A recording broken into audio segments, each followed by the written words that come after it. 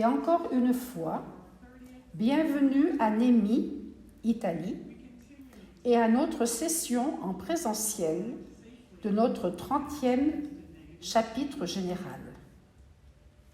Nous continuons à remercier Dieu.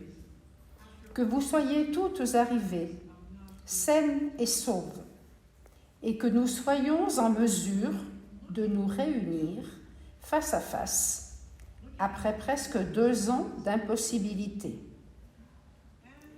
Nous pouvons maintenant prendre plaisir à nous regarder, oui, en tant que femmes masquées et socialement éloignées, mais toujours plus proches les unes des autres qu'à travers Zoom. Avant de poursuivre, je souhaite remercier chacune d'entre vous et toutes nos sœurs de la congrégation pour avoir vécu cette période de grand inconnu avec une profonde foi en Dieu et une foi en nous, votre Conseil général. À certains moments, en raison de la pandémie et des nombreuses restrictions, nous nous sommes demandé si cette journée allait réellement avoir lieu. C'est-à-dire, si nous allions toutes nous réunir en personne pour ce chapitre général. Vos prières et celles des nombreuses autres personnes à qui nous avons toutes demandé de prier pour que ce chapitre en présentiel ait lieu, ont été exaucées par notre Dieu fidèle. Puissions-nous à notre tour répondre en vivant fidèlement ces jours ensemble. Le fait d'avoir eu notre réunion Zoom de juin à octobre rend ce jour un peu différent du premier jour de nos chapitres généraux passés, lorsque nous arrivions le premier jour sans connaître un bon nombre des autres délégués.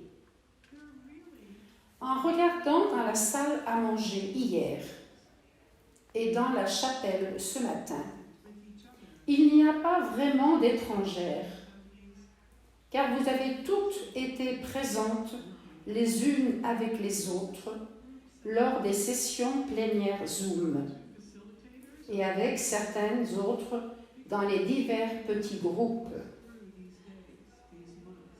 Nos 2 animatrices vous sont plus familières, car vous les avez vues nous guider pendant ces nombreux mois. La différence est que maintenant, en présentiel, nous pouvons sentir l'énergie, l'enthousiasme, l'espoir et la joie qui rayonnent les unes des autres. Notre charisme, qui nous appelle à être relationnels, nous incite à apprendre à mieux nous connaître pendant les pauses et dans les nouveaux groupes, à sentir la passion d'une autre sur certaines questions et à mieux comprendre ce qui nourrit l'espoir et l'esprit de l'autre. Il s'agit d'une partie sacrée et importante du voyage du chapitre. Alors, gardez-la précieusement. Merci pour votre participation au magnifique rituel d'ouverture qui nous a donné l'occasion de nous entourer du logo du chapitre général, de ses couleurs vibrantes et de sa diversité créative, tandis que nous remplissions en substance les visages des 3 femmes de notre logo. Leurs visages reflètent notre présence actuelle auprès de nos chers voisins et notre appel à nous déplacer vers de nouvelles zones de besoin sur ce spectre coloré.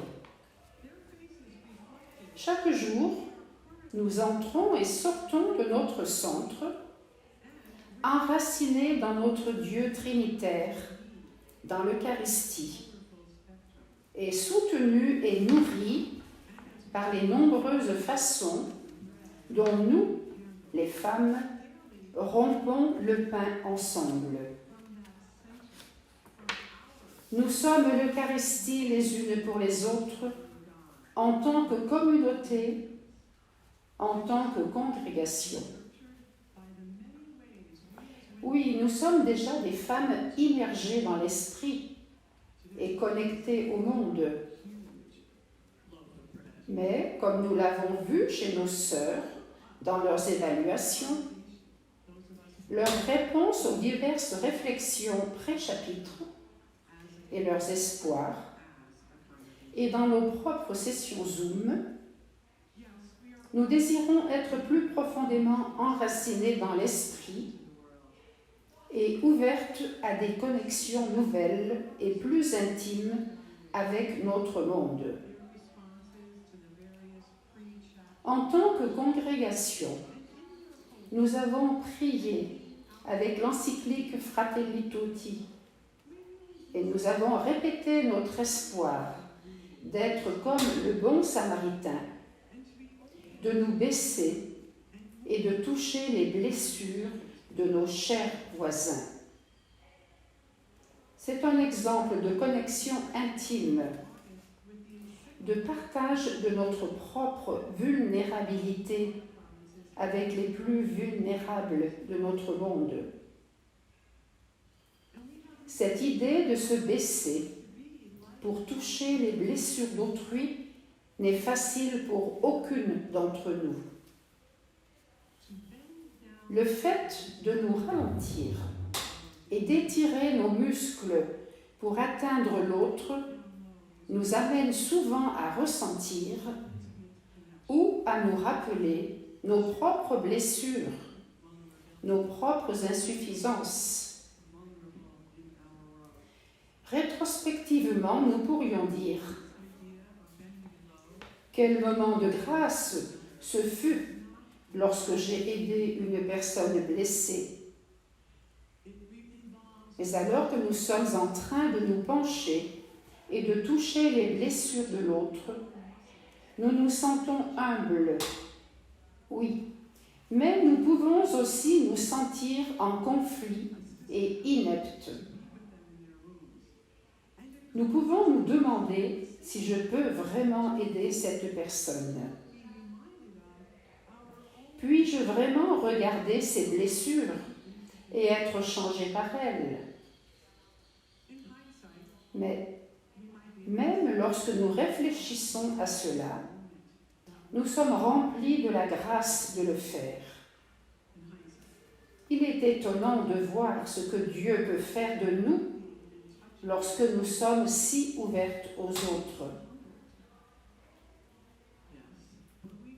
Nous venons à ces journées de chapitre en tant que femmes appelées à être vulnérables dans notre recherche multiple des blessures du monde que l'Esprit nous appelle à toucher. Des nouvelles collections que nous sommes appelés à établir et de la manière dont nous pouvons être plus profondément immergés dans l'Esprit. Les chapitres sont un moment pour rêver ensemble, pour écouter les espoirs et les idées des unes et des autres, pour utiliser notre imagination afin de voir de nouvelles peintures dépeignant notre chemin, l'horizon, notre avenir.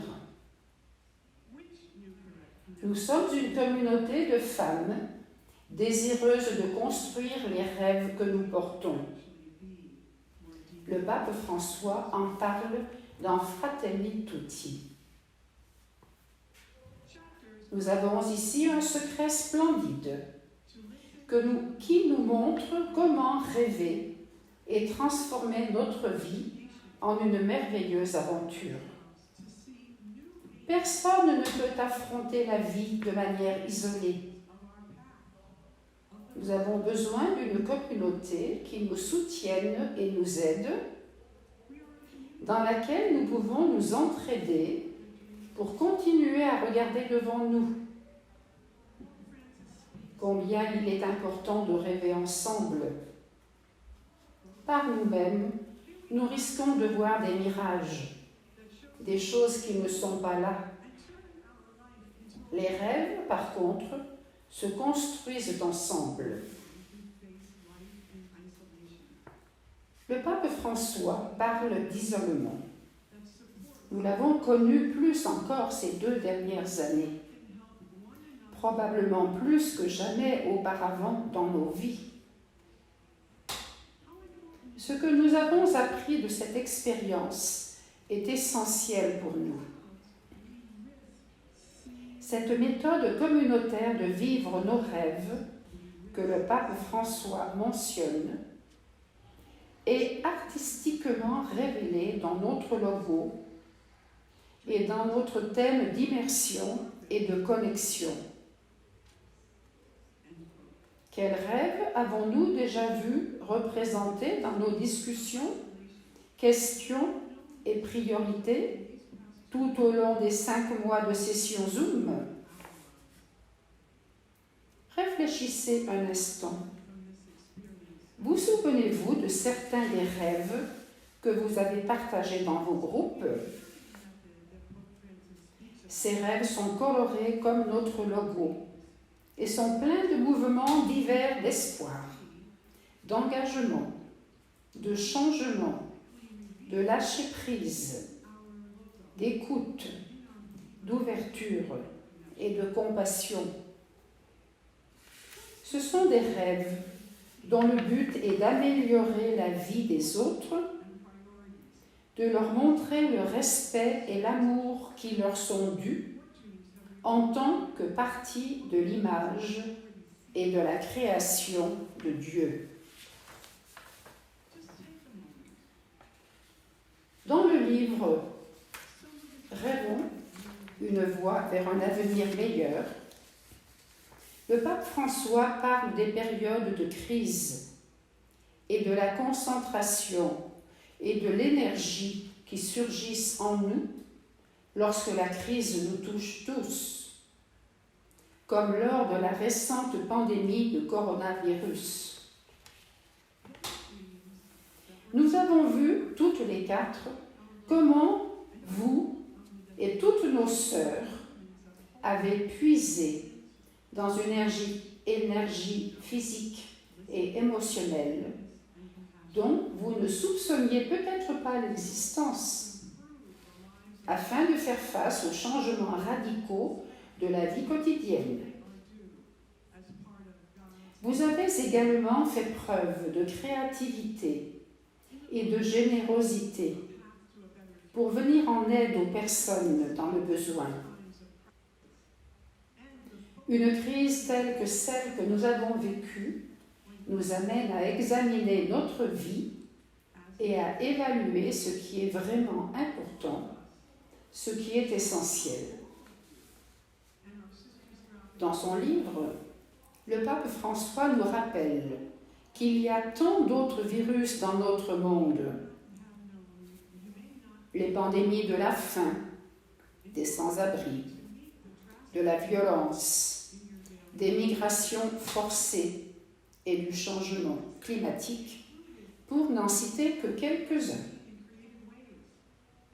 Comme dans le cas de Covid-19, le fait d'en être conscient a eu un certain impact sur nos choix et nos programmes quotidiens, mais certainement pas assez et pas dans la même mesure, car pour la plupart, nous n'avons pas vécu personnellement ou physiquement ces problèmes.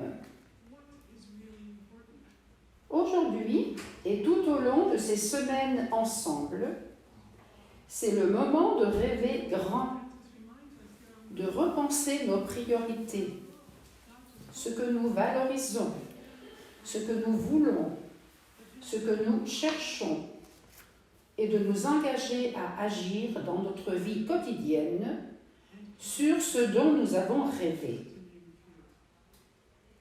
Ces derniers mots ne sont pas mes mots. Ce sont les mots du pape François. Mais ils pourraient être mes mots pour nous. Vos mots pour moi. Les mots de vos rêves. Nos rêves. Des mots que nous avons peut-être déjà dits auparavant. Ce chapitre n'est pas un moment de crise pour nous, comme le dit le pape François. Il s'agit plutôt d'un moment sacré, où, en tant que congrégation, nous choisirons soit de vivre ces paroles, de rêver en grand, de changer nos priorités et de nous engager plus pleinement dans ces autres pandémies, ou bien de suivre le même chemin que le prêtre et le lévite dans la parabole du bon samaritain. C'est à nous de faire ce choix en tant qu'individu, en tant que communauté et en tant que corps. Comment pouvons-nous nous aider mutuellement à faire le bon choix qui reflète notre véritable vocation? Le choix qui consiste à vivre notre charisme, à être des femmes de l'Évangile et à nous y engager pleinement. Puisque nous avons parlé de rêves, j'aimerais vous raconter une histoire. Les histoires et les rêves sont similaires, généralement amusants à écouter. Et souvent, ils contiennent un message pour nous, même un chemin à suivre. Cette histoire peut nous donner la réponse à notre question « Comment nous pouvons mieux nous aider les unes les autres ?» Il était une fois un pin. Il était vieux, comme les arbres, bien dessiné et marqué par le temps, la chaleur et les coups aléatoires des cieux qui distribuent la pluie et les éclairs. Chaque année, l'arbre donnait son sens, perdant rituellement ses aiguilles, jusqu'à ce qu'un épais lit recouvre ses pieds et adoucisse son extension dans l'espace qui l'entourait, quelques doigts à la fois. Il ressemblait à tous les autres arbres du bois doux, sauf pour une petite chose. Dans les entrailles de l'arbre vivait un renard. De plus en plus, avec le temps, l'arbre se demandait ce que le renard ferait comme maison lorsque l'arbre tomberait à cause de la faiblesse de sa structure interne. Avant que cela ne se produise, l'arbre décida qu'il devait trouver une maison pour son invité, le renard. Il y avait un arbre qui vivait à côté. C'était un arbre mince et fragile, qui ne devenait que vert clair au printemps et mourait presque chaque été. Il n'était pas fait pour abriter qui que ce soit. Il pouvait à peine se tenir debout tout seul. Mais les arbres étaient proches depuis des années. Et un jour, le pin a partagé avec son ami maigre son inquiétude concernant la maison du renard. L'arbre était mince, mais il était jeune, comme tous les arbres, et il grandissait encore rapidement. Il a eu une idée. Pourquoi ne pas me déplacer un peu et commencer à pousser parmi tes racines, juste à côté de ton ancienne cicatrice? Cela renforcera ta base, tout en laissant au renard un endroit où vivre pendant longtemps. Et je pourrais même vivre un peu plus longtemps moi-même, puisque je ne me débrouille pas très bien tout seul quand les saisons changent et que ma fine couverture commence à craquer et à trembler. Donc, il a été convenu. Le jeune arbre se faufila et le vieil arbre apprit à s'accommoder de sa proximité avec ses entrailles. Et le renard fut heureux, lui aussi. Si vous écoutez, vous entendrez dans les bois silencieux le secret des arbres. Se pencher peut vous faire vivre pour toujours, et vos endroits les plus faibles peuvent être la maison de quelqu'un d'autre. Nous nous demandons comment nous pouvons nous entraider au mieux. Dans cette histoire, nous voyons les deux arbres s'ouvrir au nouveau. Le nouveau qui sera source de vie pour le troisième personnage, le renard. L'arbre le plus vieux et le plus gros exprime le besoin du renard d'avoir une maison solide. Et le plus jeune, plus fragile, y voit une possibilité. Mais les deux arbres ont dû lâcher prise. Ils ont dû bouger ou se déplacer de là où ils étaient et accepter de s'installer dans une nouvelle terre ou une nouvelle position d'appui afin que les racines puissent pousser. Dans le processus de leur propre déplacement et réinstallation, ils ont créé une maison plus permanente pour le renard. En même temps, leur penchant l'un vers l'autre a renforcé chacun d'entre eux. Ils étaient ouverts à un processus de changement et à tout ce qu'il exigeait. Ils ont été transformés et ont pu générer de la vie et de l'espoir.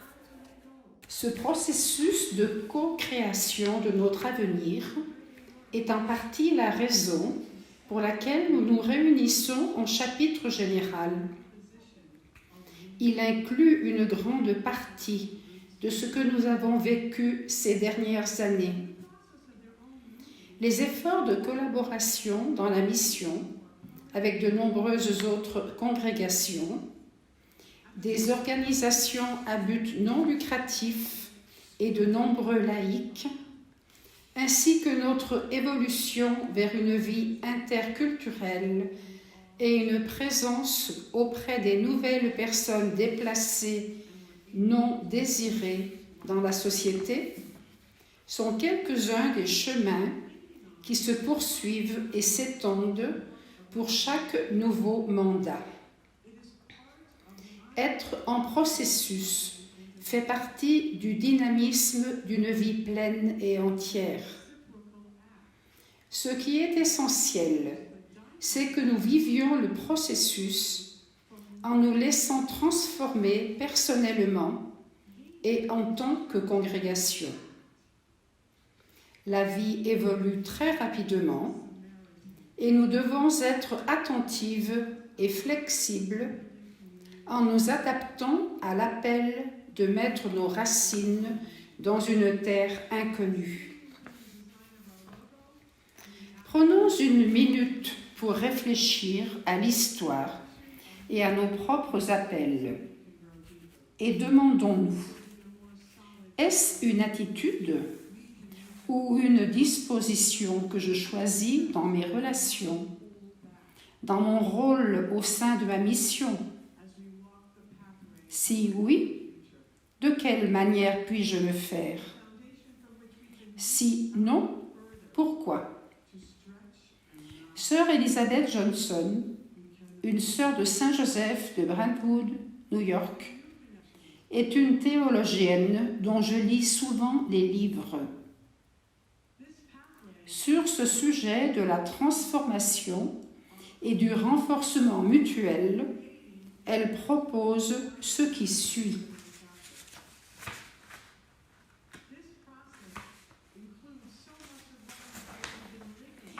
Les femmes connaissent la percée de leur propre force, généralement sous la contrainte. Le type de pouvoir dont elles témoignent est une vitalité, une vigueur qui donne du pouvoir, qui atteint et réveille la liberté et la force en soi et dans les autres.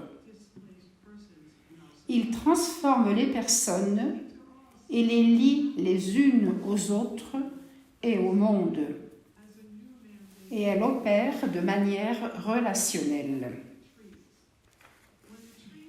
Ce dont parle Élisabeth, c'est en fait ce à quoi ressemble notre charisme vivant.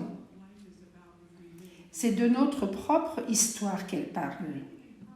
Une histoire de femmes remplies de force et de vitalité. Des femmes qui ont donné du pouvoir aux autres pour, à leur tour, toucher les blessures d'encore plus de personnes à travers le monde. Nos sœurs qui composent notre communion des saints ont suivi ce même chemin. Nos sœurs vivantes aujourd'hui et tous les laïcs qui cheminent avec nous et vivent notre charisme continueront et doivent continuer à donner de la vigueur à cette vie évangélique qui est transformatrice. Oui, mes sœurs, si nous écoutons, nous entendrons, non seulement dans les bois silencieux, mais aussi dans le silence de cette pièce, le secret des arbres, notre secret. Se pencher peut nous faire vivre éternellement et nos endroits les plus faibles peuvent être la maison de quelqu'un d'autre. Pouvons-nous nous mettre ce cadeau de la transformation? Pouvons-nous nous permettre ce cadeau de la transformation? Pouvons-nous offrir notre soutien dans ce processus comme un cadeau les uns aux autres? Inviterons-nous d'autres laïcs, hommes et femmes, à nous rejoindre dans ce processus de transformation? Allons-nous lâcher prise et offrir un espace d'accueil à nos nouveaux voisins qui en ont le plus besoin? Serons-nous assez ouvertes et libres pour recevoir un espace d'accueil de l'étranger sur la route? Terminer avec un couplet du chant